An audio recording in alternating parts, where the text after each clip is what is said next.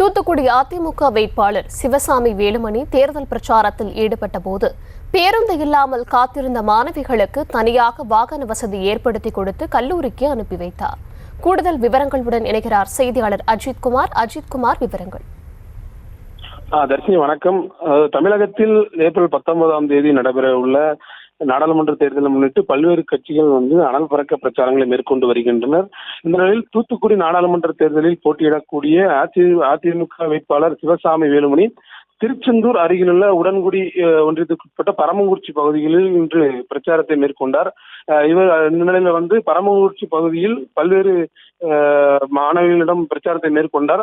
அந்த நிலையில் பரமங்குறிச்சி பஜாரில் சுற்றுவட்டார கிராமங்களைச் சேர்ந்த கல்லூரி மாணவிகள் மற்றும் வேலைக்கு செல்லும் பெண்கள் பேருந்திற்காக காத்திருந்தனர்.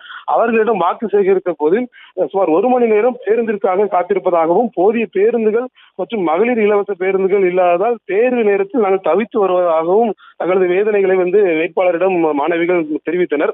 இந்த நிலையில் அப்போது அந்த வழியாக சென்ற பேருந்தில் மாணவிகள் ஏற முயன்ற போது பேருந்தில் கூட்டம் நிரம்பி வழிந்தும் மாணவிகள் படிக்கட்டில் தொங்கியபடியும் பயணம் செய்தனர். இதில் பாதி மாணவிகள் பேருந்து செல்லாமல் அங்கே நின்றிருந்தனர். மீண்டும் வேட்பாளர் சிவசாமி வேலுமணி கல்லூரிக்கு தேர்வுக்கு நேரம் ஆகியுள்ளதால் தனது சொந்த செலவில் வாகனத்தை ஏற்படுத்தி கொடுத்து மாணவிகளை கல்லூரிக்கு அனுப்பி வைத்தார்.